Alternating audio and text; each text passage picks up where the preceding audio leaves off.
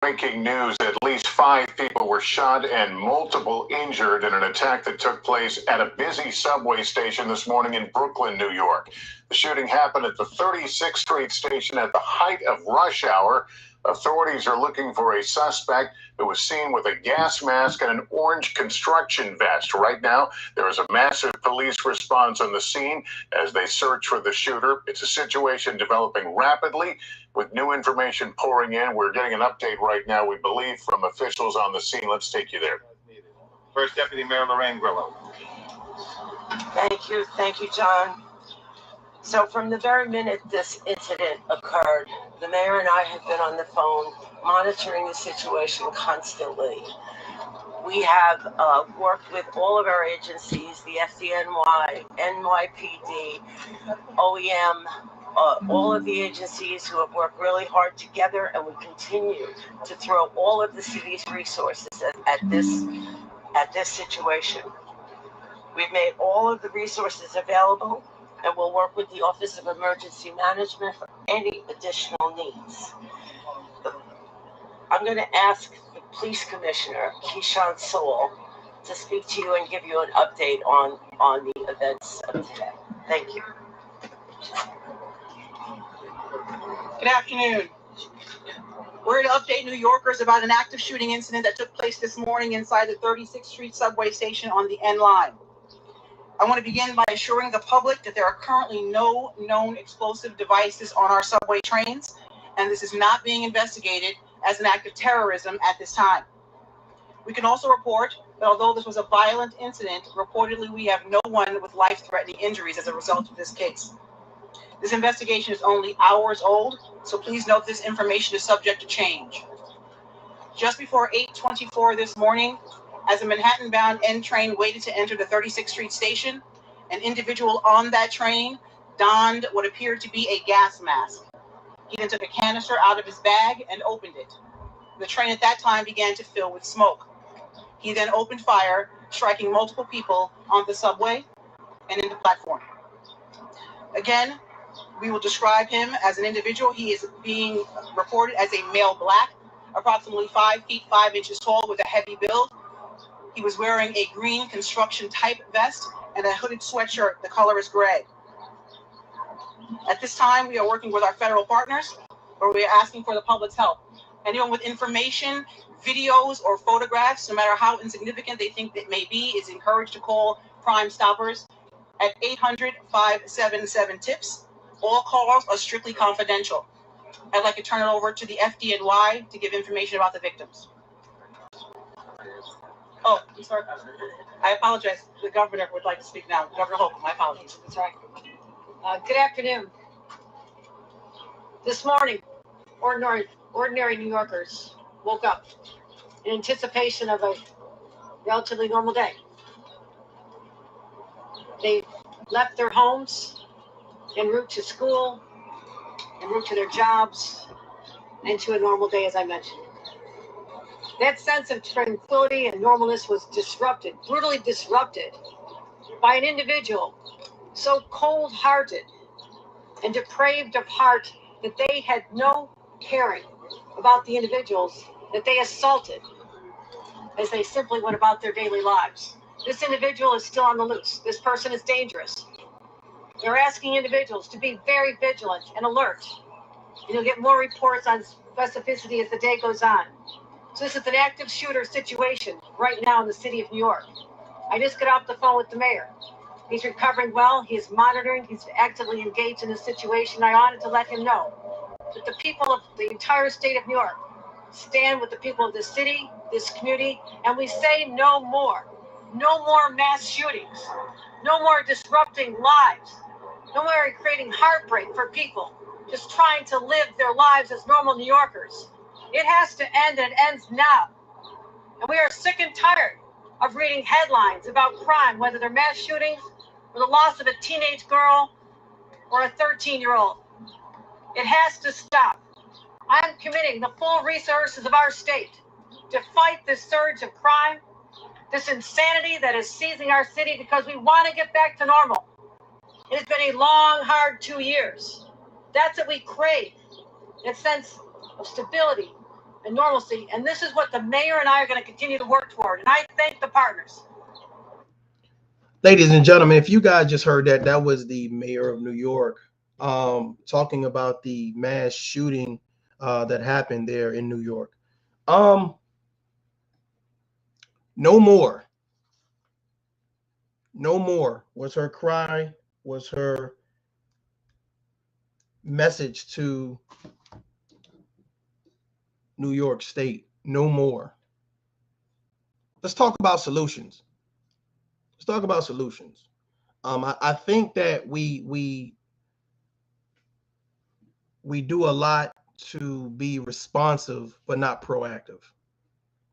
You know, I think that we do a lot to be responsive, but just not proactive. I'm gonna be dropping a link so that way we can have this conversation. We're gonna slow walk this thing. I think that we do a lot to be reactive. Like we know we see things, but we don't say anything about it. We know what the problem is, but we don't do anything about it. And it's not until it hit home. It's not until we're on a subway. It's not until somebody walks into a school. It's not until something happens to you where it's road rage or it's something that now affects your life. No more. And this is just not for politicians. This is not for, you know, famous people. This is just not for, you know, this is for everyday average citizens. How many people see things and they be like, man, you know, this is too much. This no more of this, no more of that. And a lot of you guys kind of sit back and a lot of you guys kind of say, you know, I feel the same way. And I'm listening to this mayor. And I asked myself, I wonder, you know, how many policies have been put in place? You know, how many, you know, are there enough people set up to respond, to react? You talk about no more. Well, I wanted to talk about us in reference to our personal lives or whatever. What are some things that we know that we had to stop because we knew that if we continue to head down that direction, it was going to be a bad situation? You know, was it partying all the time? Was it using drugs? Was it sex? Was it alcohol? What was it that we had to say we need to stop? Was it being careless? You know, was it being reckless? Was it being wild? Was it being crazy? No more. Some people say, well, that's just a level of maturity. That's just a level of growing up. You know, you have to grow. It's just a phase. You know, here's the thing. Simset Go says, what policy do you support or not? Well, here's what's interesting, because when we talk about policies and government, right, and standards and protocol, you know, of course, each state governs themselves, you know. So the suggestion here is someone get on a train armed. Where's the security? You know, what policies are in place to say, okay, well, how do you get on stage, you know what I'm saying, you know, any stage, public stage, personal stage, you know what I'm saying, in a space where you have gas and you have a weapon where you now can unleash the gas, put on a gas mask, and then start shooting? That's crazy. No more. But I think that it's bigger than that. I think that we do a great job at ignoring the problem. We do a great job at saying, well, we'll allow these things to continue. Come on, man, right? We'll allow these things to continue. Good morning, good morning. We'll allow these things to continue. You know, the mass shooting that happened in New York, of course, it's unfortunate. It's tragic. My heart goes out and condolences goes out to those people. But to me, that signifies just not only does it signify, you know, the issues that we have, whether it's you know what I'm saying, with our families, with our mentality, you know, it just signifies that there are some people that don't realize how precious life and time is. What are we doing with our life? What are we doing with our time? Can you imagine waking up, doing your normal routine, going to work, and you say, well, I should have kissed my kids goodbye. I should have kissed my husband or my wife goodbye. I'll do it later. I'll do it later. Australia in the building. Salute. I'll do it later. Forget it. I'll hug my dog, right? I'll do it later. The neighborhood show. What's going on, man? I'm gonna end up dropping a link here in a minute, but just rock out with me for a minute. Yeah, I like the fish. Who likes the fish? Figured I'd try something different. But with the whole mass shooting in New York or whatever, to me, it just to me signifies how precious time is. It signifies, are we living the best life we can live, or are we living it under the worst conditions? Are we valuing time? That's what's really important. I appreciate y'all hitting that like button. I see that. Are we valuing time? Do we value time? Do we care? I think we are all just a bunch of people who are reactive. We're reactive to circumstances. We're reactive to chaos. We're so reactive to the point where we're numb.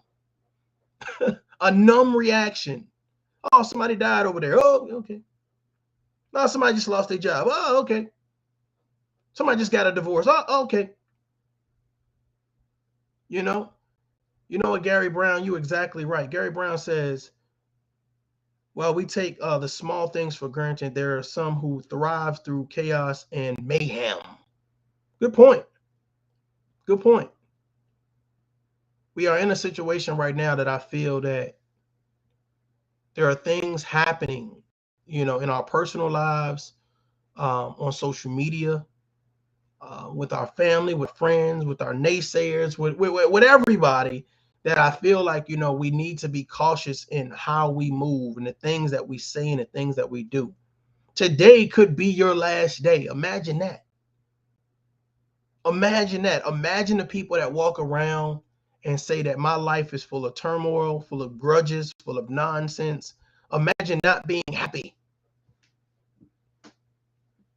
Not being happy. Riding dirty. Imagine walking through life, with this chip on your shoulder, this grudge. Now, we don't know what this guy's mental state was that did all this mass shooting in New York. But here's the thing, man. You think he woke up with a positive attitude? You think he listened to something positive that day? You think he had a good meal? You think he hugged his children? You think he had somebody in his corner to say, hey, good morning? I noticed that when people snap like that, normally the surroundings, the personal life, the job, where the living conditions, the things that they put into their body, what they watch, I know normally it's a bunch of negative stuff. Normally it's a bunch of negative stuff. So here's the thing. Imagine someone telling you, be mindful of what you listen to, what you watch, what you eat, your intake. No more. No more taking life for granted. No more acting as if what we're doing on a daily basis, we can do forever. You send your children to work. You send your children to school. You send your spouse to work, in a sense, and they don't come home. They're involved in this mass shooting. And you decided to have a whole fallout session with them this morning, right? You decided to argue with them. You decided to nag them. You decided to disrespect them. You decided to call them out their name. You decided to take them for granted. No more. That's what the mayor said. No more.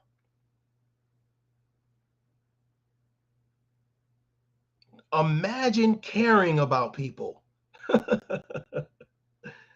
Imagine giving a damn. Imagine saying, am I my brother's keeper? Wow. Every time I say wow now, I think of Chris Rock. Imagine that. We've become so numb to caring, so numb to giving a damn. It is crazy.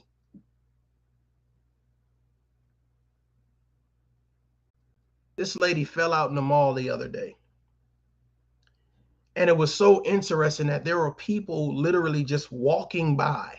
Now, she was getting some help. She was getting some attention, but no one asked, hey, you know, you need me to get some water, towel, you need me to do anything. Like, people were walking around literally on their phone, glanced over, seen her on the ground, you know what I'm saying, as we're trying to help her, you know, get her situated. And literally it was like, okay. It was something regular. They were numb.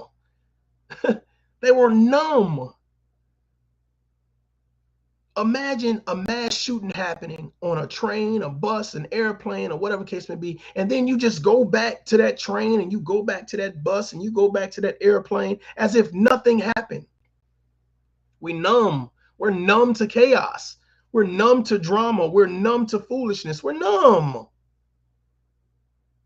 We're numb. And for a lot of us, to be honest with you, we don't care. We don't give a damn who got hurt in the process. Somebody said earlier, it's entertainment.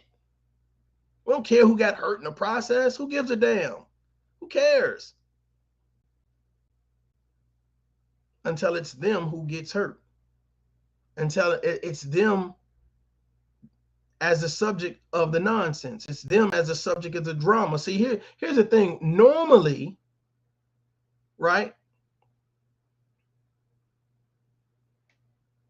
there's a code of conduct, right? Everybody has this code of where they say, well, you know, I'll give you up until this point before I react. I give you up until this point before I respond. I give you up until this point until I care. And this is a normal code of conduct, right?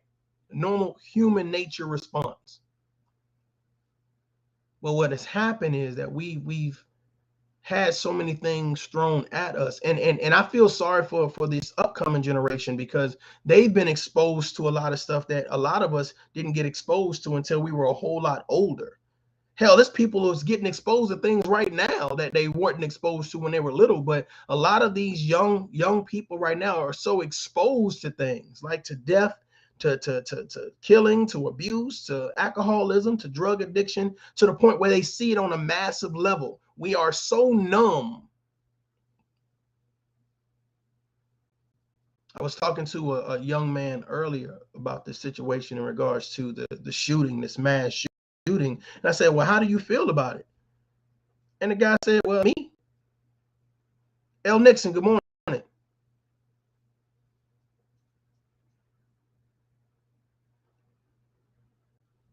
not me.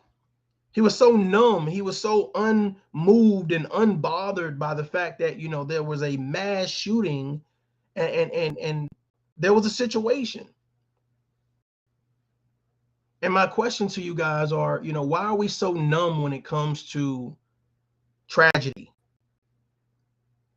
Somebody might say that's a coping mechanism. You know, maybe they really care, but they have to ignore it in order to worry about their personal life, in order to the next day. They can't focus. Some people say they don't watch the news for that very reason. I don't watch the news for that very reason. I don't worry about the news because it's too much craziness. It's too much nonsense. They won't watch the news, but then they'll go watch Love and Hip Hop.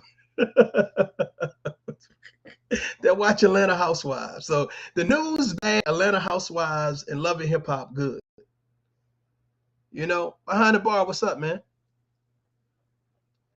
Behind the Bar says probably because nobody died. That's why they don't care. Well, here's the thing. Imagine you not dying but getting shot in the face. You not dying but getting shot in the chest. That's pretty much gonna change your day. That pretty much should change. Because here's the thing: when you get on the subway, you know, are you looking at everybody? Are you looking at the person that's having a bad day? Hell, are you doing anything to tell that person, oh, you good? You straight? You okay? Hey, how you doing? Or do you keep your head down and mind your business and you don't say anything? Imagine standing next to a person who pours out, you know what I'm saying, you know, some gas, pulls out a container and it promotes this gas or whatever case be. They throwing on their gas mask, you know, and then pull out a gun. We have a sense of awareness that to me is kind of like, you know, it's selective. You know what I'm saying? It's selective to an extent, like a sense of awareness that's selective to the point where I see it, but I ain't gonna say shit. I see it, but I ain't gonna say shit. I'm about to drop this link in a minute. I'm really curious about why are we so numb when we see things? Why do we turn the other cheek when we see things? Like we always talk about, we want our communities to be better, you know, and I would think that means on and offline. But why are we so numb at this particular point? Why is it so terrible to say this is how we feel, this is what we think, this is what we see, this is what we want corrected, this is what we want to change? No more, is what the mayor said in New York. No more. No more mass shootings. Not no more crime. No more pedophilia. No more abuse. No more mass shootings. Well, what are some things that you guys feel that you want no more of? Some things that you see that you want no more of. I'm about to drop the link. You guys come up. Feel free to hit the link and let me know how y'all feel about this or whatever. I know y'all digging this fish tank. I know y'all probably saying no more. No more. But feel free to hit the link, pull up. Let's have this conversation. Let's talk about, you know, some things that we see that we want no more of, because we say that we want betterment. We say that we want, you know, our communities to be better. How are we helping them? How are we helping the community?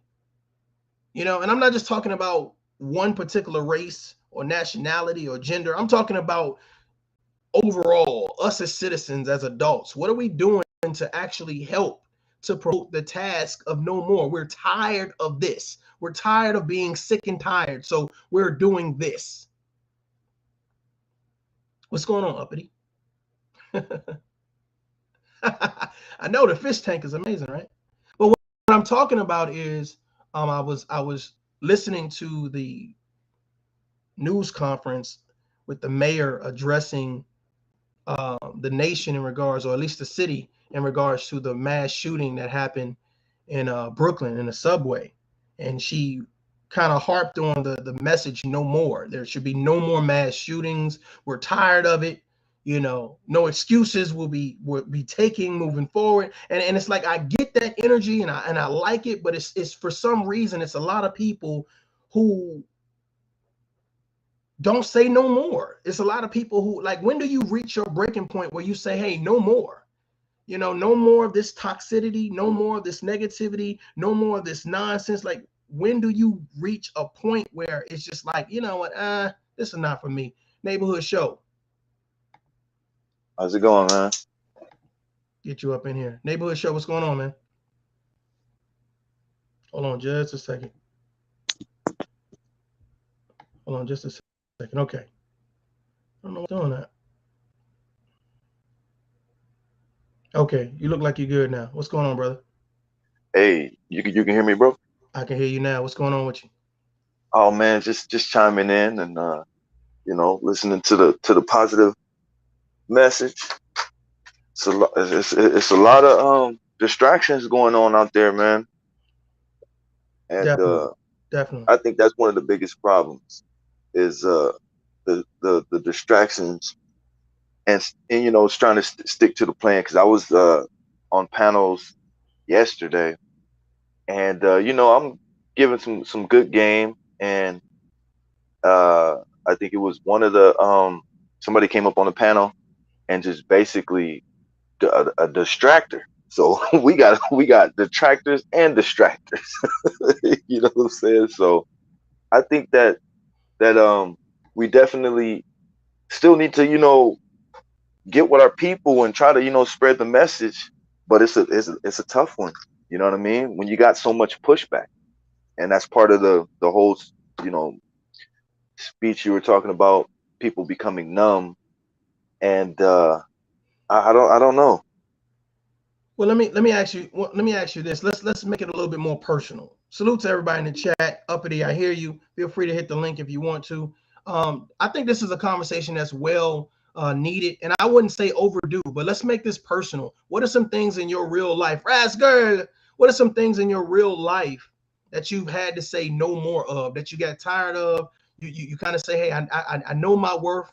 and I feel like, yo, this, I need to do better or need to do more? You know, who's some people you had to get rid of, or did you have to check yourself? So what are some things that you had to say no more to that really affected your personal life?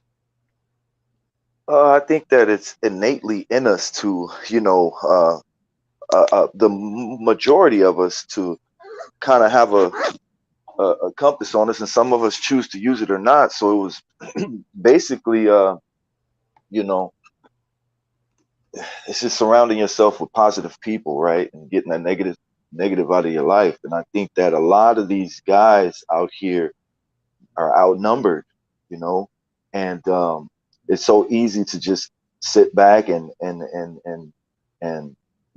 take the easy route versus the hard route. But I don't think that enough of us appreciate the reward at the end, you know. And I think that's the big part of what made changes for me is I want the reward at the end, and I'm constantly pushing. You know, I consider myself as successful in my own right where I am, and I'm looking for more success. But it had to start from taking accountability and taking a personal inventory. So I feel like we all have that, but you know, even when we're young and we're going to school, you know, I remember having feelings of being in school, not really doing that well at times, but really feeling guilty about it because you know your parents are working hard to put a roof over your head. So, you know, it's those little things. So I guess, you know, that's some of us may be missing that though, you know? I hear And you. I think that's I hear you. part of the issue. Rodney, what's up, man? What's going on? How y'all doing? Good, good. What you think about what we're talking about in reference to no more? Some things that we've grown numb to and overlooked. Like, what do you think about the topic thus far? Well, when you say no more, the first thing you have to look at is yourself.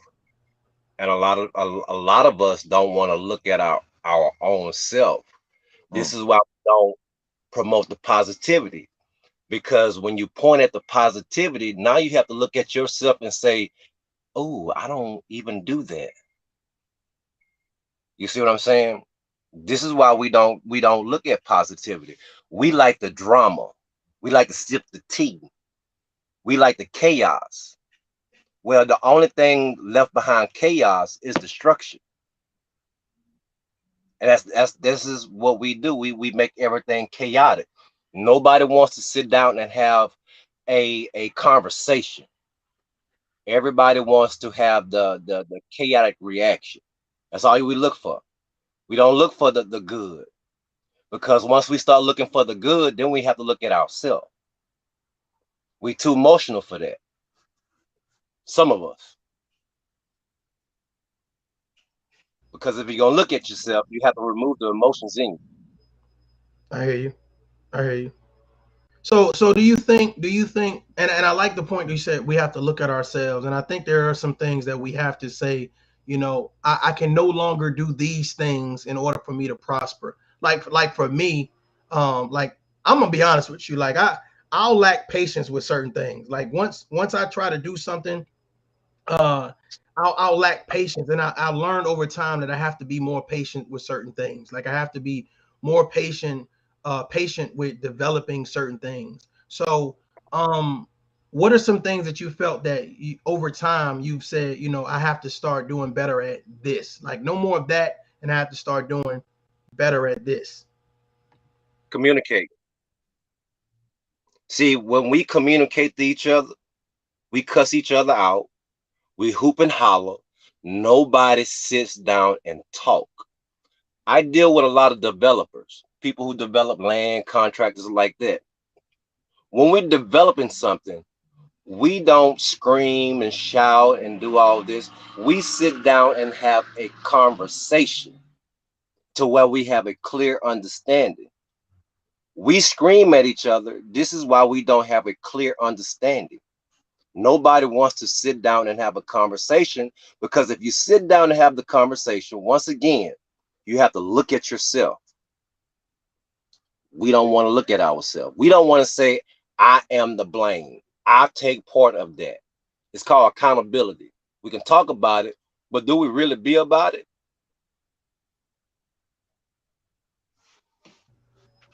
That's a good point. Neighborhood, what you think about what he just said? I'm actually, you know, I don't know. I mean, I don't want to sound negative, but I'm having mixed feelings about just the community at a whole, because it's kind of like, you know, there's people in our community who could benefit from some of the information that we do have. And I feel like that's what I was talking about earlier. We have people distracting because they don't like, I'm sorry, but it's kind of like weeding the fruit out of the basket. You know, you don't want the spoiled fruit to taint the fruit that has potential at the same time. So I feel like, you know, creating a space where those people we can have those people that want to do something gravitate towards it would probably be our best angle of attack, right? Is kind of dipping in there a little bit and talking to the people, but setting aside, you know, the information for the people who really want it. Because to be honest with you, on YouTube, I'm seeing a lot of distractions, you know. Truth be told, we don't even control our own image.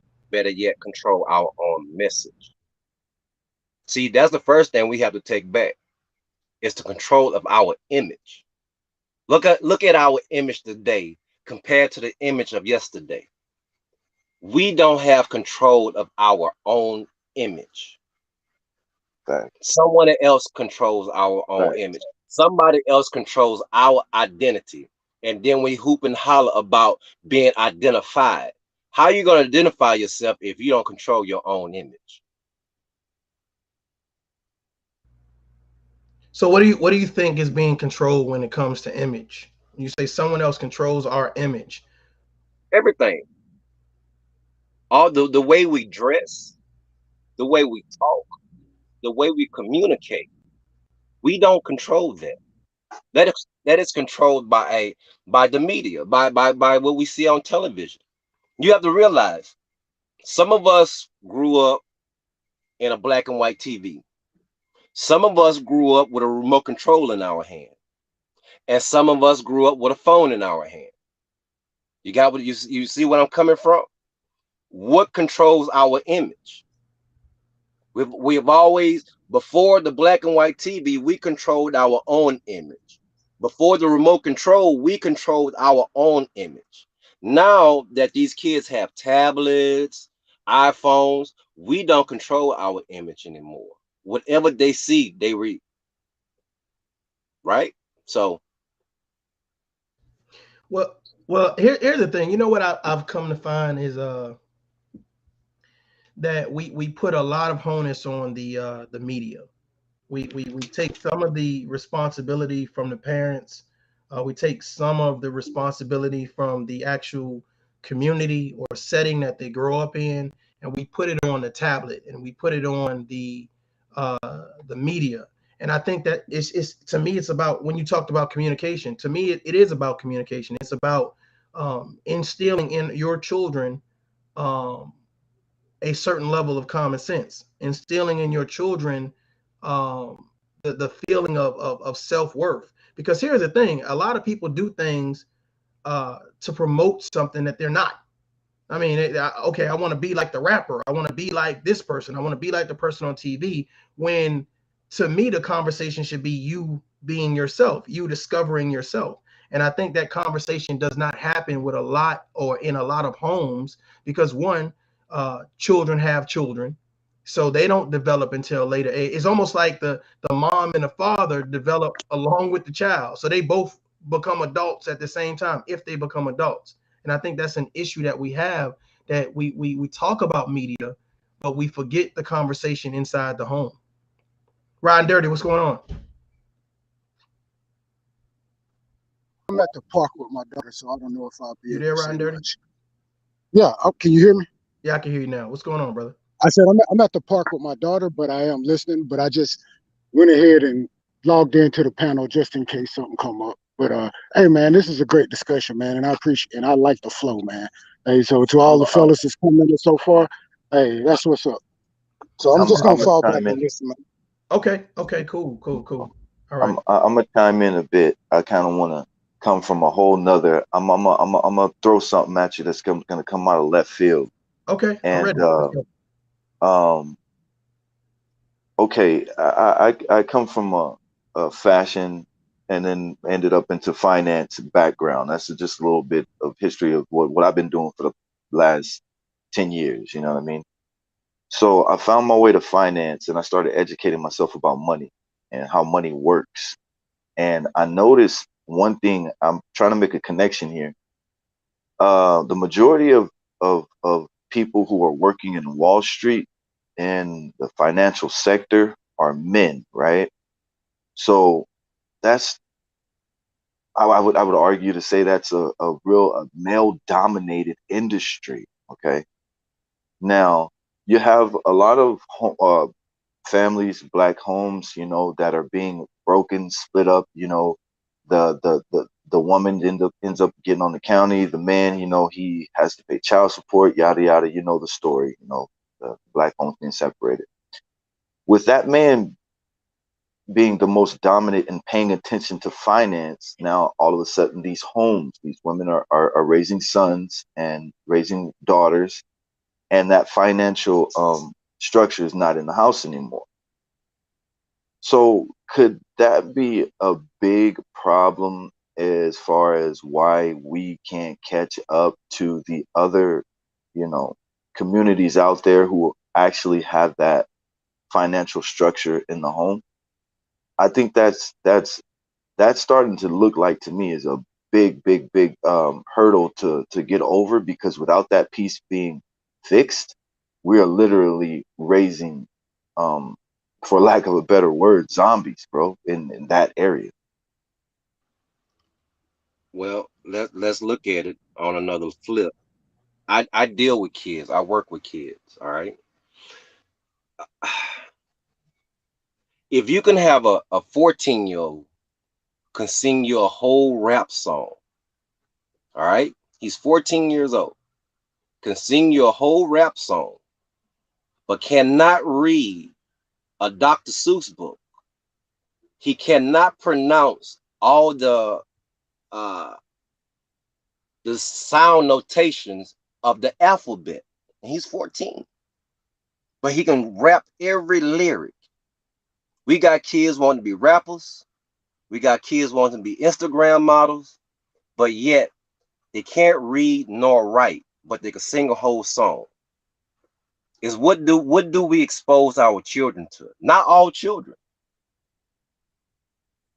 Not all children.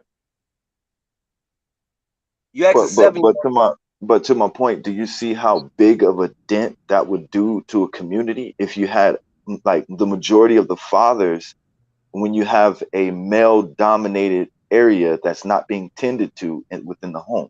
You know what I mean? That's kind of an interesting point there, though. Well, understood.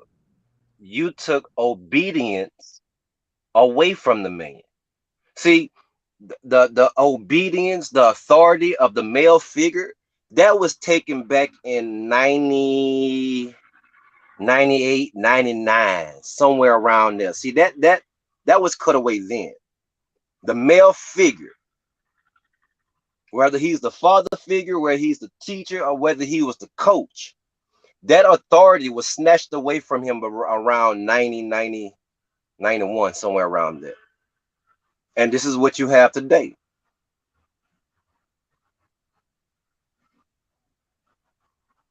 You see what I'm saying? So we don't want to look back. See, when you take accountability for yourself, you have to look back and say, where did I go wrong?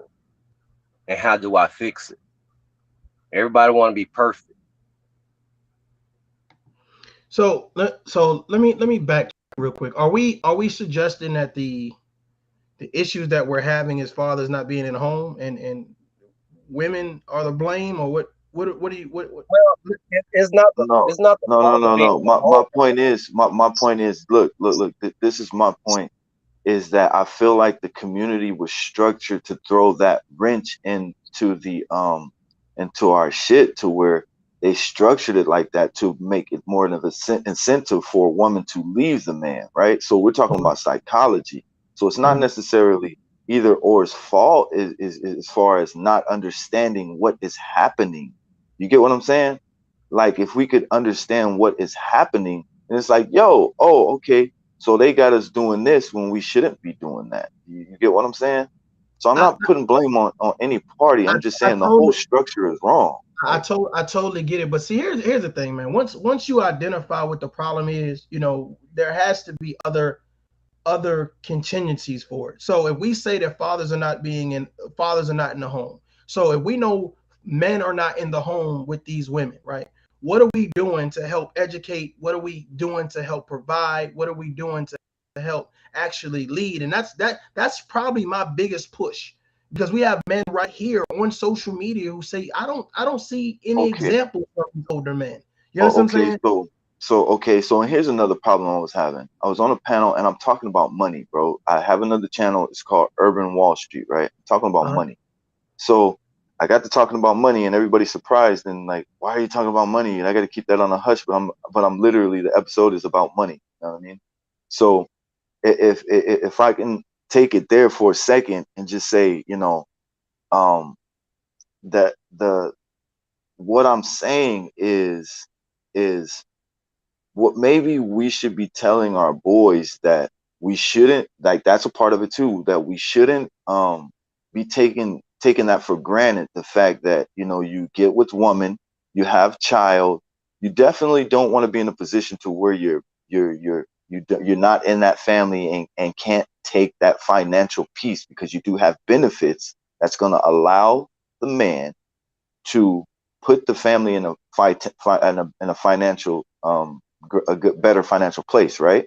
Now, what I'm saying is, it's a mostly dominated male field, is what I'm saying, just by nature, even on Wall Street. So my point is, I'm gonna go back to that, is that that young man has to be there to take advantage of that piece. You can't sleep with this woman, have a baby, end up on child support, go over here, now you struggling, you can't get to the bag. You know what I mean? So that union has to be taken a little bit more seriously, I think. I get what you're saying. I get what you see. Here's the thing, and I like conversations like this, because what really happens is you really call it for what it is. I am not about to condemn any male or female for being a single parent. What I am going to say is, if we understand that that's the problem, then we need to provide some type of leverage. That means we need to provide information. We need to provide not only a safe haven, but a learning curve. We know that there are not a lot of men who know how to be men. So let's put some information out there to really just help, even if it's our community, hell, if it's our platform, channels, YouTube, whatever it is. What are we Okay, doing to change the narrative? all right, Uh, so I'm gonna say something. I'm gonna give an example of what a better route would be for a young man going through these emotions, right? So I'm telling that young boy, right? And if I'm gonna sound radical, I don't know, but I'm just gonna pinpoint some things. When a young man has a child with a girl, they're of this, coming up or whatnot, when that man is working and can file taxes for that child, you're going to get a benefit, right? That right there is a part of saying, okay, it would make more sense for you to look at the seriousness of what you're in, and really choose wisely at that point with what you're doing, and take advantage of it and propel this family unit. You know, because if that were done more often, you would have men getting together and say, hey, we're going to take this capital that we're getting in our household, and we're going to make it benefit the village. But that's radical, right? That's like way out there to where we're literally not even having that conversation, bro. Like, you know what I mean? yeah.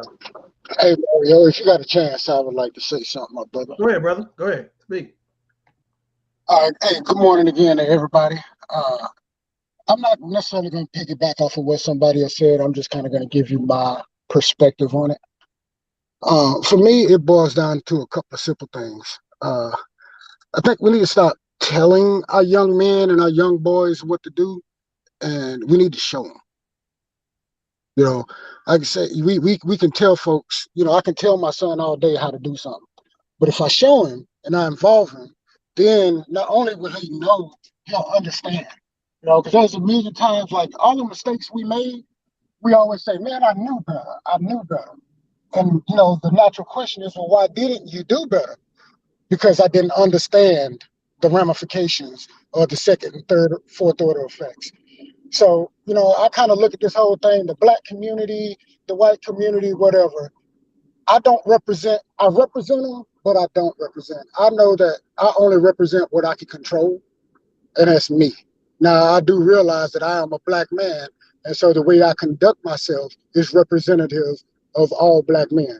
But I refuse to let the way that other black men conduct themselves be representative of me.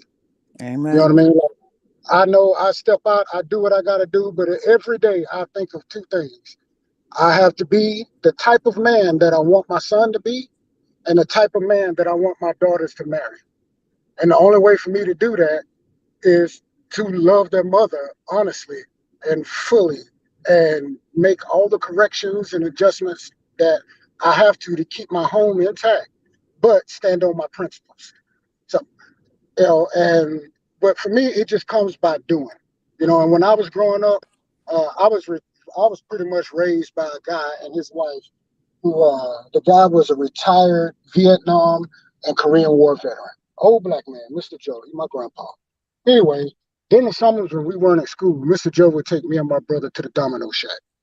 And in there would be nothing but a bunch of old black veterans sitting around playing dominoes, talking about what they're going to do, blah, blah, blah. And so from the time I was literally knee high to a grasshopper, I was given game and, you know, how to be a man and all of this stuff by old men. And so right then, early on, I made my choice that, you know what, I'm going to do 20 years in the military. I'm going to get that guaranteed 50%. I'm going to get that 100% VA, and then I'm going to chill. And that way, I ain't got to get out here and run this damn rat race. And so early on, I made a decision what I wanted to do, and I refused to let women or whatever come into it.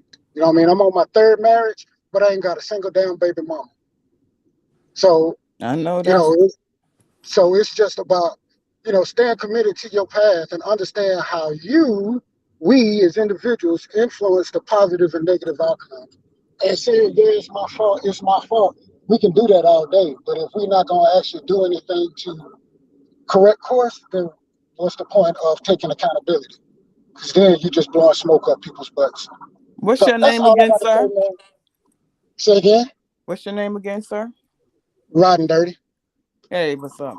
Let me correct that because that did come out wrong. I'm not piggybacking off of anybody, but I was trying to bring it in a different aspect.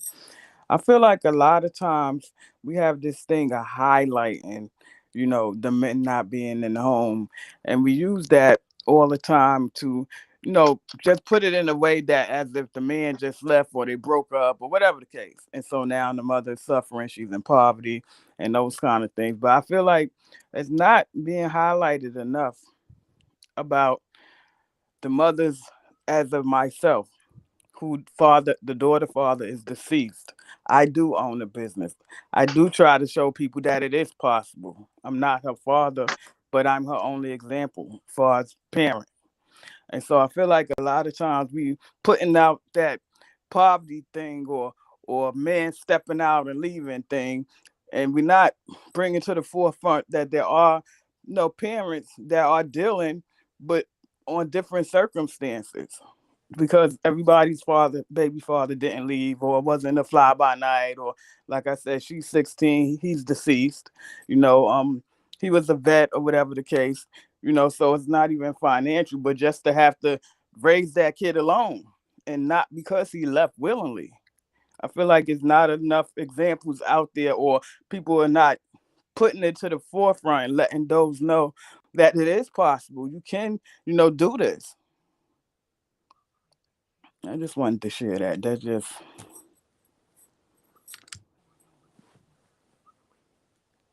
honestly, I feel like it basically comes down to, individual choices, and, without getting too, uh, I guess deep, I like to just stay on the surface level and just, look Mhm. at it like, okay, I'm coming from a financial point of view. That's how I see things, and that's Right. what I have to bring to the table.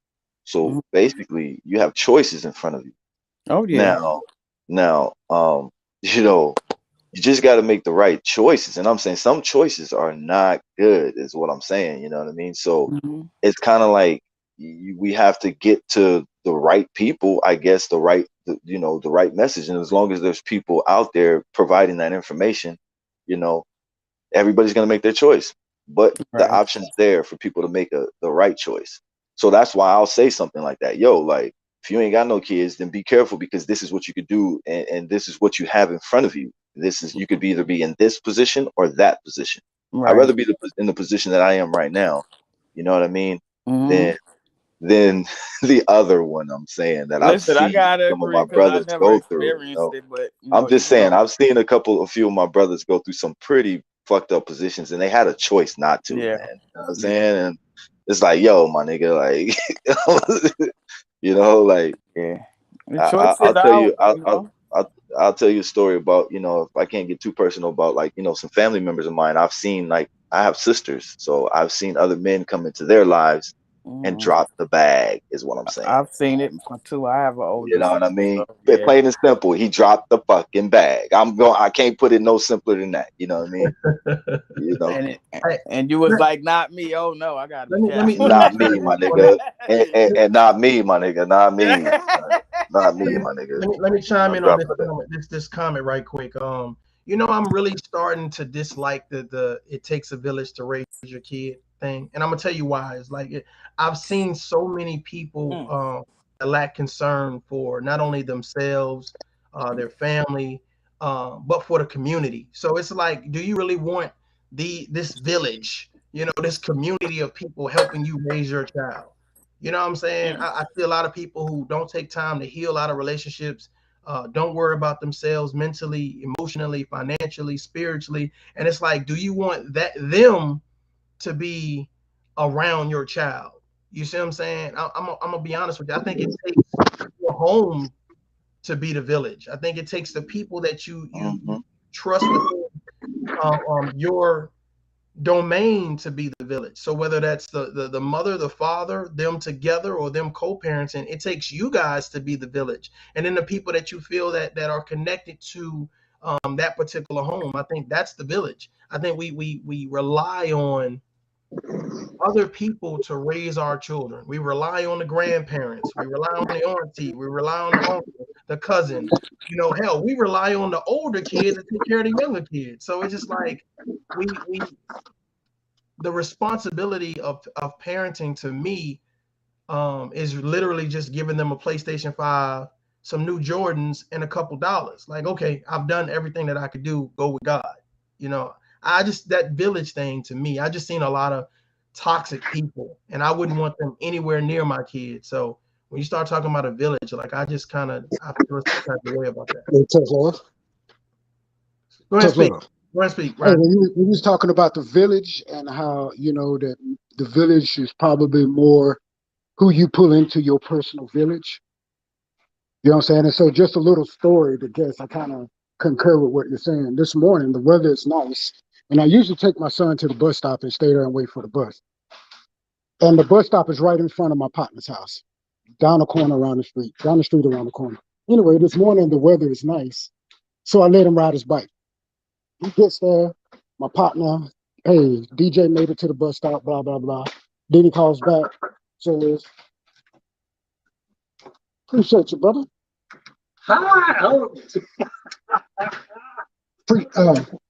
But anyway, he calls me back and said, hey, man, your son's feeling sick. Talk to my son. He talking about his belly hurting and all of this because he has a test today he don't want to take. And so my partner coached him up, talked to him, blah, blah, blah. He said, man, I sent him on the way to school with a smile on his face. You know what I mean? So it's like, hey, appreciate it. That's the village that you need to, what I'm saying? That's the village that I think Mario or Tough Love is referring to. Who we have in our inner circle that we know we can trust. And with that particular partner, I've known him for about a year. We stood on my front porch and talked for about 3 months before he ever stepped foot in my house. That's what's up. That's what You know what I'm saying? I And totally agree whenever, with what you're saying. and whenever he finally came into my house, he said, "Hey man, I noticed that it's been 3 months and you finally let me in your house." And he said, "That's why I fucks with you." Yeah. Yeah. I mean, I really feel like a lot of people be like, well, all my friends need to be my child's friends. You understand what I'm saying? Like my friend that's struggling with their sex. You know what I'm saying? Like what sex they want to be. So they're in the middle of a transition, whether they want to go from male to female, female to male. Like you pull them around your kids. You pull people that just got out of jail around your kids. Like all your friends that you handle in your adult life that really can't get it together. You bring those people around your kids. So damn the village. You know what I'm saying? Damn bringing these people who don't have a handle on their own life, chaotic shit, bring them around your kids. And now your kid is like, well, shit, this is an influence to me now. Now I want to do what they doing or whatever the case may be. I think that you should be mindful when you introduce your children to people that are not consistent with how you want your children to be raised. A lot of the times we're dealing with people under circumstances that don't make sense. You know what I mean? And that's what I was talking the other day on the panel about investment groups. In other communities, they have investment groups are popular. So you have a community of people who are pooling together, and you have real estate investment groups, the stock market, and you have these kind of communities popping up in other races, and I think that's under those circumstances would be more productive, things for the community. I know of a lady that's in Texas. She has an investment group, and they actually have a charity account as well, that they literally invest and do work their talent, and they do it for themselves and a charity on the side. You know what I mean? So things like that are going on in other communities, and we really don't promote that or do that much. Well, I gotta say, it is important, who you have and who your child looking up to as a role. After they leave you, of course, whoever else adult they're around, that's what they're taking on for the day. And so I can say that, I thank God for my village, because we I always try to keep her, in programs. It's a young lady here with a non-profit, and she deal with teens and younger kids. She teaches them things like how to write a resume, how to do a job interview. I go in sometime and I teach them entrepreneurship. And so I'm saying that to say that, and those are people that you want your kids to see, that you can get your own, you can have your own business and things like that. But a lot of parents, they rather their kids stand on the corner or play the video game so they could get dressed and go to the club instead of paying for this program that's going to help their child. Refuse. Can y'all hear me? Yep, we can hear you. I think a lot of it is we've lost our ability to problem solve as a people. And I don't mean just Black people. I mean just kind of, especially Western culture. Because if you think about it, what's the best way to make money in this country? Make something convenient for somebody else. And so as we become more and more convenient and things get easier, and people make tons of money on YouTube posting hack videos, when the hacks don't work, we fall to pieces because we don't understand the way things operate, and we don't know how to solve our own problems. And I think that goes everything from mechanical man-made things to our own emotions, raising children and everything. And being a person from Generation X, I think, me personally, I think Generation X is the generation that could reshape this planet. Right. Because we've seen the old school ways and what was good and bad with the old school ways.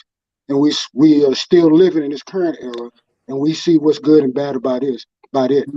And like people say about those investment groups, consolidating the efforts and the resources toward the right direction Right. and just realize that we have to do it ourselves for ourselves. Mm-hmm. You know, like I can't refuse to lose to solve my problems because she might give me the solution that she used. Right. And it might You know, not work and for you. right. I mean, the solution will work, but I'm using the same factors, you know what I Mm, mean, instead of tailoring it to my lifestyle. So right. I think one of the main things we can do is teach our children how to solve their problems, you know, Mm, mental problems, physical problems, whatever it is. Because Well, if I lean on somebody to solve my problems and it don't work, now I'm mad at that right. well, I look at it like this. It's more of looking out and seeing what's happening. There's a world economy, right? You got to go out and seek the information and then bring it back to your tribe. Now, what these other people are doing are getting in communities where they're learning things. If I want to learn how to flip real estate, right? I gotta go get the information and learn it, right? Um, in any other field. So what I'm saying is that other communities aren't afraid to go out and learn things, get in a program and learn about some shit. You know what I mean? Mm, So that's that's why I even tell people about investment groups, because a lot of people haven't even ever heard of it, or heard of them, where you can actually learn the skills and be able to bring it back to your home and build generational wealth, because you're actually looking to see what the world is doing versus, do you think they scared or they don't want to? they're absolutely scared. Okay. It's okay. Look, there's a lot of shit going on. You know what I mean? Hmm. So I've learned a lot just by having conversations with people, right? Right. So what I'm saying is you can start your own investment group and have Mhm. people come around, right? And you learn and do whatever you want to do. It's like a genie in a bottle. That's what I'm saying. You know what I mean? So Yeah. I'm taking it to another level. Look, it's just that plain and simple. You can do it yourself, like, and build a Goldman Sachs. Mhm. Nothing's stopping you. Right. So, Literally, nothing's stopping you. The only thing stopping us is the actual fear of having these uncomfortable conversations and say, you know what, I'm going to step out here and I'm going to actually put this company up and say, who wants to join? Let's do this. You well, know. I actually do have a company.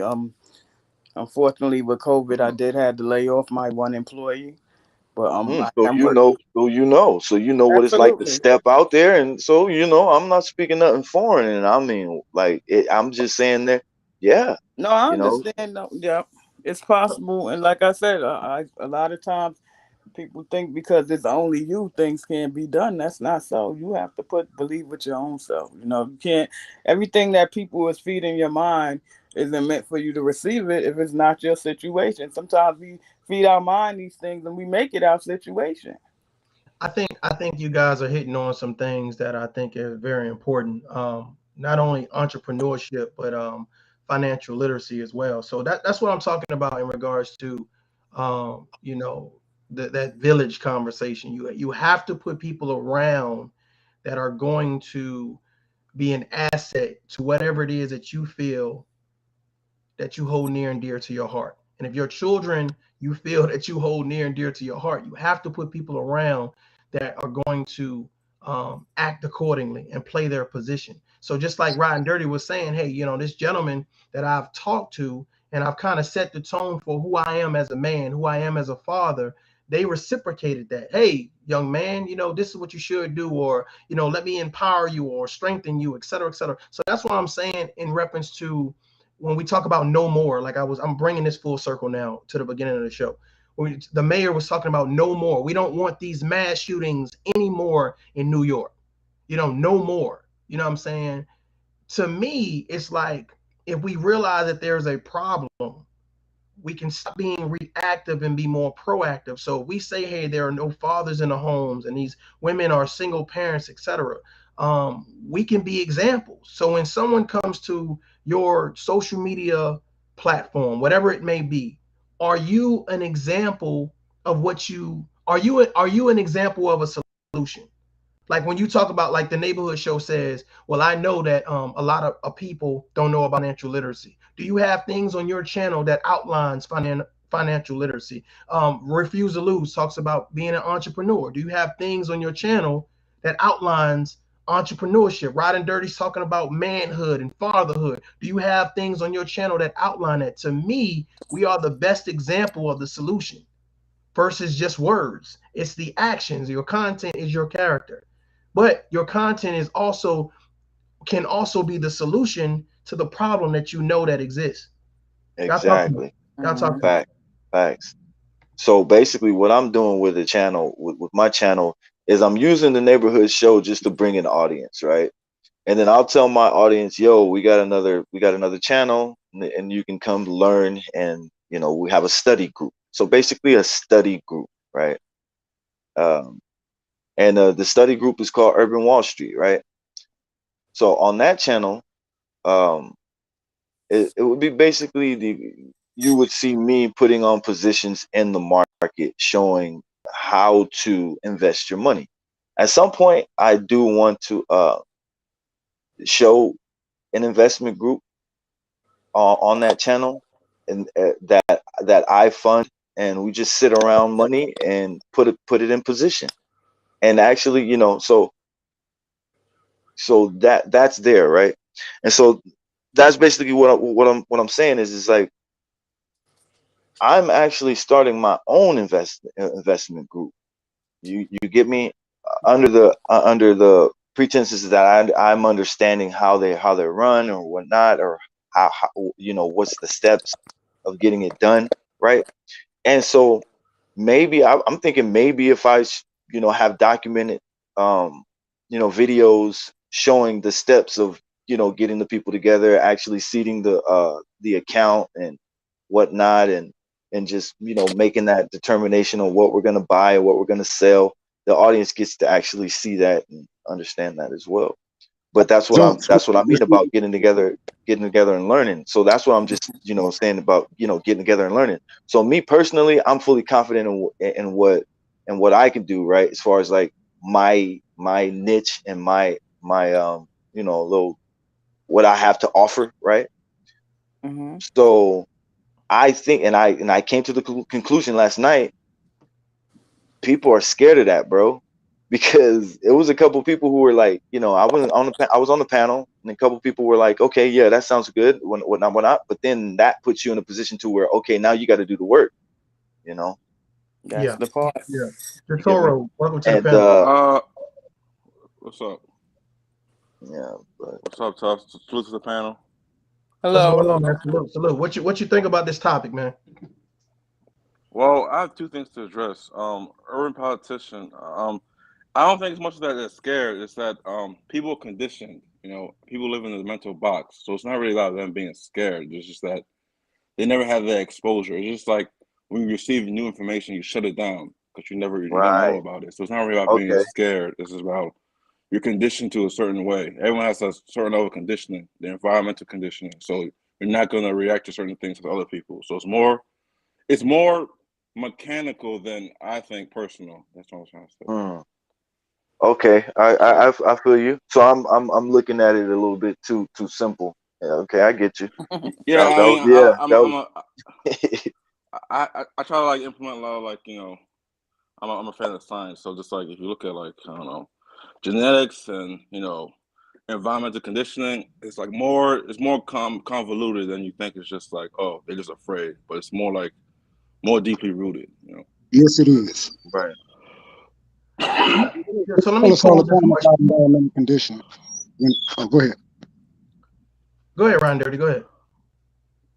I was going to say, the man was speaking on environmental conditioning, and the government proves this to us every time they mention a laboratory experiment using rats or whatever. And that, there's countless cases of, them using rats to explain what happens when dopamine levels rise and change, and how that influences how motivated we are to go after the things we want. And they use those studies to conduct their social engineering. And so I see what the gentleman's saying. I was just throwing in a caveat to a tangent on that. So you good. Yeah, yeah, I see what you're trying to say. Again, a lot of times I feel like, it depends, I guess, who you are and, what's your mental strength as a person. I do believe a lot of times people, they let these narratives into their mind and they do live like that.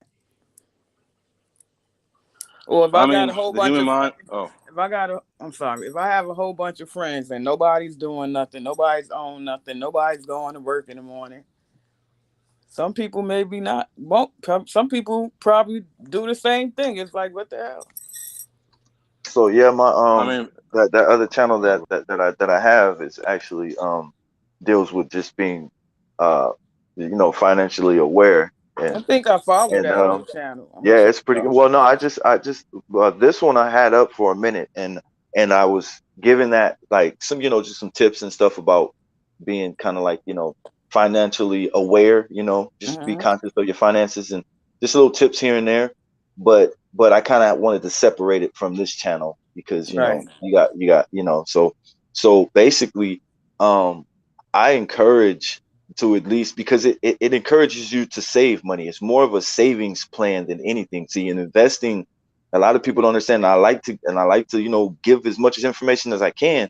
Hmm. It's more of a savings plan, if anything, because you do invest, but you're only going to invest a certain portion of the capital that you're actually saving. So Right. that has to be, that's key right there. So with that aspect, I know I'm not, giving out bad information, because it's Right. helped me like in I that way, like definitely right. need. So, I definitely need to learn to share a little, to save a little bit more.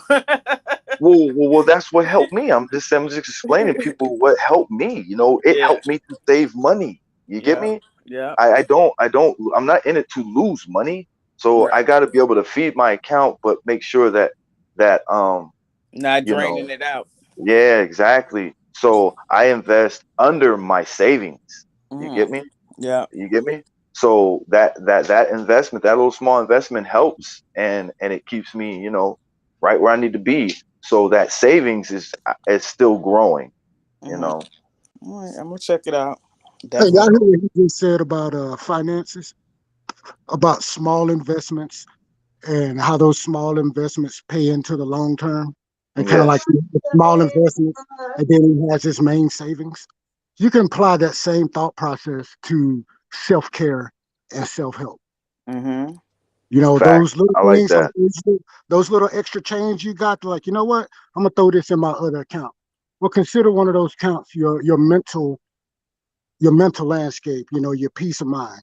And so Hmm. if you got extra time in the day, do something that will rejuvenate you or you know what I'm saying, promote you to be productive. You know what I'm saying? So when I say do something, don't go off and, jack around, but actually do something that will offer peace of mind. Don't procrastinate that one thing that you've been procrastinating over something that's going to Hmm. make you happy so, and then that long-term savings, that's that vacation that you've been saving up for, that family reunion, those things where you go out and you splurge and you dip into your savings for that. Right. Or however you got your investment portfolio set up. But it's a matter of making those small investments every day to your mental peace Ain't until nothing like it. you can get to the savings. You know what I mean? Until you have to rely on your savings. I like the Or until you analogy. get That was good. That was good. Let's not run from that though. Let's talk about this rejuvenation. What do you guys do on a consistent basis to rejuvenate yourselves Well, for me, I mentally. mentally? Yes, mentally. For me, I go out. Like I said, I try to go out and speak to other people or younger people that's been in my past situations as a young mother and a young wife. And I feel like the more that I speak to other people, it's also a form of me, dealing with certain things within my own self. Because a lot of times, you go through things or you've been through things, but you never really released it. You talk to God, you do all that. But to be able to help somebody else before they even get to that place where you was, it's a release for me. speak Well, on. for me, it's more reflection and understanding your emotional output. I think a lot of people lack emotional intelligence, and they lack the reason why they feel the way they feel. So I think people should focus on reflection and actually understanding why they have these emotional outbursts. If you understand your emotion, the power of the emotion that happens will diminish. If you understand it, it loses its grip on you. So people should focus on understanding their emotion. I don't know. For me, I guess I'm a goal-based person. I have to be working on achieving something, whether it's something personal, So I guess that's where I get my my um my moments where I'm just meditating and reflecting, trying to make things better in different ways. So yeah, I don't know. I guess that's how I kind of unwind. I'm Sometimes like, if I'm not going out and about, sometimes I'll just turn on my computer and I'll just design something. It's not even to put on something; things just will come to me. It's like when I'm thinking of certain things. Though that's one of the things that I use. And that's the design. Like, did you just hijack that man in the middle of his No. You did. Yes, I'm gonna kick you off here, y'all. I'm gonna kick her off, y'all. Don't worry about it. I got it. I'm gonna get out of here. I thought he was finished. Go ahead. No, you just hijacked him in the middle of his thing. He was good. He said had a whole thing written down. Google the whole response. You was finished or no? No. Yeah, he was. Yeah, I was pretty much I know done. he was. I like to reflect. I like to reflect a lot. I don't know. I like to be a deep thinker about life. And I just I feel like that's my unwinding is just meditating and thinking about things that I enjoy. You know what I mean? Right. I think that's a good thing to do. I guess. Yeah. I guess don't think too deep. You're gonna have like multiple existential crises, bro. That's the point. Okay, Refuse to Lose. You can go now. All surface stuff. Just surface stuff. Just like shit that I want to do. You know what? I ain't been on a roller coaster in a while. I can't. No doubt. Refuse to Lose. You have anything for us? No, I'm finished. I'm good. You sure? Are you sure? Because I'm it's all positive. Y'all go ahead. Okay. So I guess I give my little 2 cents. Everybody went, right? I think everybody went. So what I do, to be honest with you guys, and this might sound a little bit probably minuscule to most of you guys, but I try to remain optimistic. Like I try to look at people and hunt for the good stuff. I know Rod and Dirty understand what I'm talking about. Like I really try to be patient and kind of see people for really who they are in regards to saying, is this a person that can be an asset to my life? What can I learn from them? So I try to remain optimistic and I try to learn something new, every day about somebody new. So I go out my way to, like, whether it's a grocery store, whether it's at the gym, whatever, I just try to talk to people and really be like, okay, well, what can I learn from this person? I'm not dismissive to people, you know what I'm saying? And I had an issue kind of growing up, kind of like, just being dismissive, like, you don't matter, keep going. Like, and I don't want to hear what you got to say. And I think that was just something I did as a defense mechanism. But nowadays I'm kind of like, I'm learning not only more about myself, but more about the people around me. So I think that's very important. Sis, what's up? I see you in the chat. So I got another question for you guys. Unless one of you guys have something you want to say. I mean, I didn't say anything much about how I rejuvenate myself. Not bad, Ron Dirty. Go ahead. Do your thing. No, you're good, brother. You're good. Then, for me, I have my strategies, and a lot of it is just set according to schedule. Being a professional family man, since I'm a stay-at-home dad, it's all about the schedule, and I schedule in my time to, self-help or whatever. Say, for instance, at 12 o'clock, after my daughter, my 2-year-old, has had her lunch and her cleanup, and she is napping, I'm finna have my midday blunt. You better believe it. That's my reward to myself for taking to the business during the day. You know what I mean? So I'm gonna have my mid-afternoon blunt, and then I'm gonna go get my lunch and do, you know what I'm saying? And then I'm back on the clock. And then once the kids get off the bus and all of that, you know what I'm saying? It's just other little things that I do to, keep myself in the fight. You know what I'm saying? To keep myself going. And then, so I have these things pre-planned, pre-programmed, no matter where I'm at, if I'm at home, if I'm out on the road or whatever, because a lot of it is just a test of my patience and how I deal with those things I consider inconveniences. And so that's what I do is just put in them. Hey, you remember them risk assessments every 2 hours, pull over, take a break? Yeah. Mario, Yeah. that's what it is. I put them throughout my day. Hey, you got to take a break. No So doubt. No doubt. that's what I gotta Let's do. hey, Ryan Dirty really promoting these next questions, y'all. Let me ask you guys. What do you do to take a break? Like what do you do during the course of your day where you actually take a break and don't do nothing, or do you have the time to take a break? Well, for me, I call taking the brush. I go outside and sit in the park or take a walk or, basically walk around or just exercise, I guess you would call it. Okay, so you exercise. Yes. So that's your taking a break. That's Okay. my downtime for myself. Yeah. Okay. So I actually, that's a funny thing that you say, take a break. And for me, and how I see things is just basically how I position myself and how I feel Mm-hmm. personally. Like when I go to work, my job is actually my break because the way I'm looking at things, my job is to accumulate assets.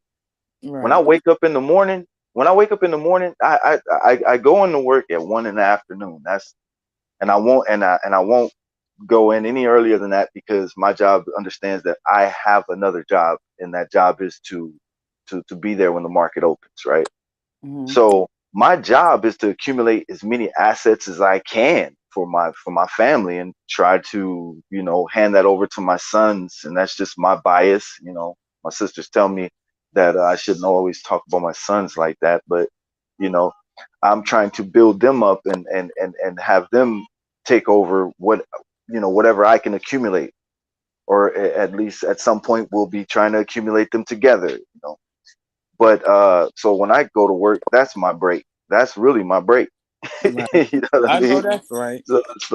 So it's like, and that's what I learned from working in corporate is that, you know what, I'm going to use you motherfuckers instead of having you guys use me.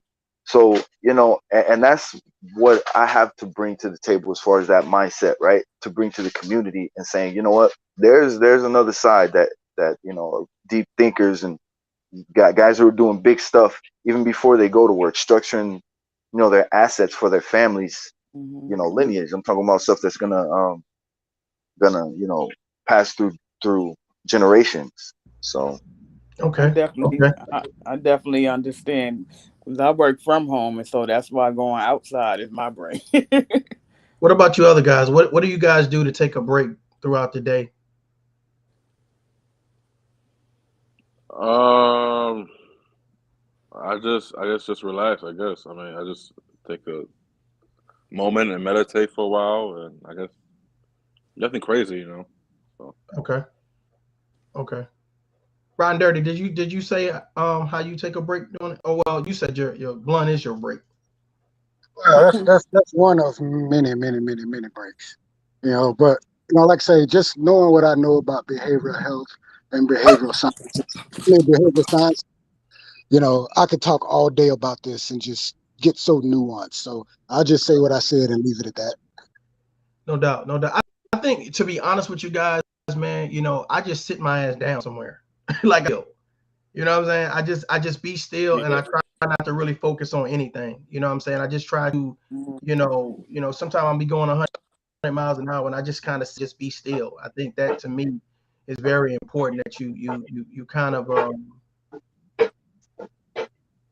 just breathe. You know what I'm saying? I heard somebody say meditate. I think somebody in the chat said meditate as well. I just sit down and just breathe. You know what I'm saying? Jay Watson Entertainment said relax and listen to music.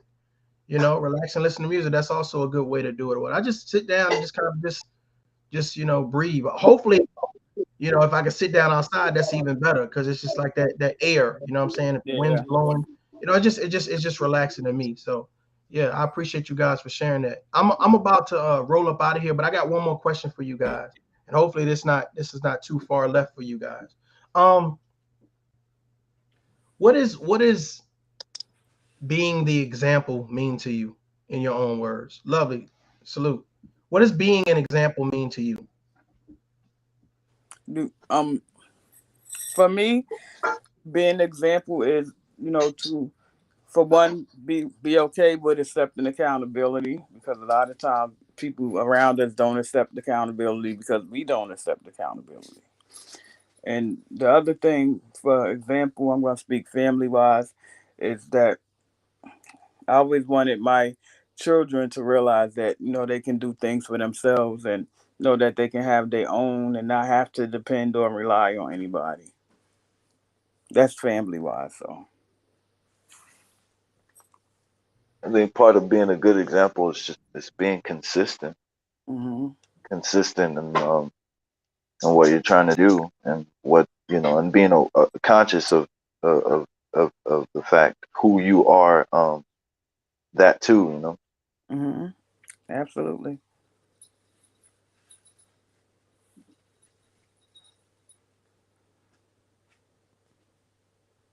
For me, it's being able to let my reputation speak for itself.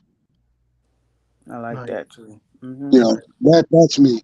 I sometimes I ask people, if you die today, what are the papers going to write about you tomorrow, or what is your obituary going to say? You Tell know, it, know. tell it. Speak. if people come to your funeral, if all your friends who don't know each other come to your funeral, do you have to worry about fight and beef at your funeral? hmm So that's what being an example means to me. Like I say, my word is my bond, my balls and my word. I don't break them, and because I think I'm pretty trustworthy and good at keeping my word and picking who I associate with. I don't have to flex my balls. Right. So that's all I got to say, bro. That's a big part on who you align yourself with too, right? So you could take that and say, okay, you would want to align yourself um, with people that show those attributes, or those are the attributes you would want to look at in people to align yourself with a certain community or whatnot. hmm And you Hence, want to know what hence, my hence number one why I is? was, saying, when I was telling you guys about investment groups earlier, it's just that vibe that breeds success. You know what I mean? You got that vibration going on. But you know what the discriminator is to let me know that if they are a person of the same character is whenever I force a boundary, and if they respect it, then I know I can keep rocking with them. And if they Right. don't, I know they got to go. And so, Absolutely. and that's the way all of my relationships go. If you respect my boundaries, then we Facts. do. If you force Because we And all don't been and around them do you people. find Because we that all been sometimes, around them people. but like it's so cold, because but one thing the military has taught me is that one day you're here, the next day you're gone. mhm, Isley, Ronald Isley sang a great hook on UGK's "One Day You're Here, the Next Day You're Gone." So you know, if you cross my boundaries, I will cut you off like that, and it's like the universe never created you. what's your sign? I'm a Virgo. I'm a Libra, but I'm the same way. And Well, people get offended, but it's not. Don't get offended. I'm a, It's I'm a late Virgo. I'm a 26th of August, so I'm a late okay. Virgo. I if because it's me, and at the end of the day, I got a family that I got to Right. stay me for, and I'm not finna lose my mind tripping over some bullshit ass relationship with somebody that I knew 20 years ago that whose They ain't opinion. changed or did nothing different, My and bad, I done got off on a tangent. My bad, homie. My bad. Yeah. Jatora, what you think, man? An example is just, I guess, being the optimal person you can be. But I also say that everyone should try to lead themselves. Everyone has their own path. At the end of the day, I mean, you can do so much, to be honest, as a person, individual. Everyone's flawed animals. So it's just like, to hold someone to this highest stature, I think, is just not feasible. Everyone should just uh, find their own path and find their own inner being, and let it manifest in themselves. So I hear you. I hear you. I'm gonna give my example and my monologue heading out. So if you guys have channels that you want to promote or anything that you have going on, feel free to do it at this time. The floor is yours. You can go in any order that you want to. I got a channel coming up soon. It's called Missing Cranium. I gotta do some things, but I'm working on it right now. So Okay. Okay. Hey man, I appreciate you hitting the panel, brother. You have a great day. I appreciate you. Thank you very much. all right, tough love. Salute to the panel. Salute, salute, salute. All right, tough love. This is a neighborhood show. You know, come check me out, hang out with me. I'm gonna go ahead and hop off the panel. I got my son in my hands. So, Do your thing, man. Do your thing. I appreciate all you. right, man.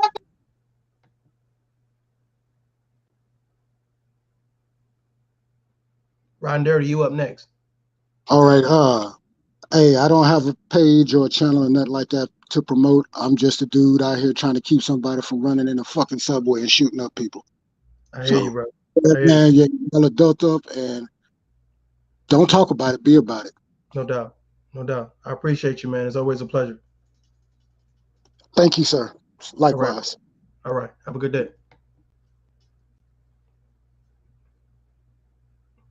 That means it's my go. That means it's my go. Let me see if I can switch this thing around here.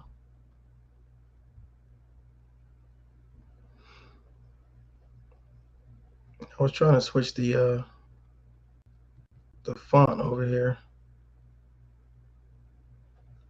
Okay, there we go. There we go. All right, so real quick, man, ladies and gentlemen, I really appreciate your time. I realize that you can be anywhere, but you are here listening to the Tough Love conversation. It is always a pleasure. Salute to the chat, salute to the donations. Thank you very much. I really appreciate that. It really does go towards hell, it's going towards gas money now, right? But I really appreciate your time, and I really appreciate you guys being assets to this channel and to the conversation. It's very welcome and it's very appreciated. So I asked a question to the panel in regards to, you know, what is being an example? What does that mean to you? And what it means to me, first of all, you have to care. You have to give a damn. Refuse or lose, salute to you. You have to give a damn. You know what I mean? You have to give a damn. When you give a damn, to me, that is the catalyst of everything. You know, I care about me enough. I care about my family enough. I care about my coworkers. I care about this world. I care about, you know, how we maneuver, how we see one another, how we speak to one another. I care, you know, and there's so many people that you see that don't care. You know, so when we talk about like this village aspect of helping to raise our children, you got to realize that a lot of people ain't trying to be an example of shit. Not an example of a parent, not an example of a friend, not an example of a coworker, and damn sure not an example of anybody in your neighborhood that's going to look out for your children, your family, et cetera, et cetera, et cetera. So your example needs to be promoted with consistency. Your example needs to be promoted with reason, stability. Your example needs to be promoted in a timely fashion that rises to any occasion. So, you know, if you are a man, to be an example of that man is to me to promote a level of consistency in that manhood. To be a woman means to be consistent in that womanhood. And those that see you understand that that's an example. It's not something you saying. It's not just a title. You know what I'm saying? It's an action. You know, it's a motivation. It's you walking into a room and exuding that level of confidence, not cockiness, confidence.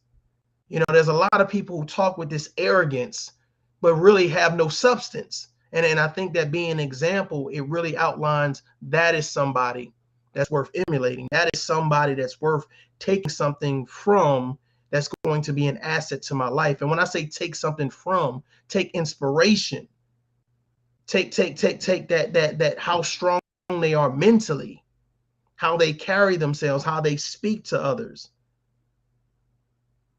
how they leave a trail of substance. Ladies and gentlemen, I am Mario J. This is Tough Love. Until next time, adult up. Peace.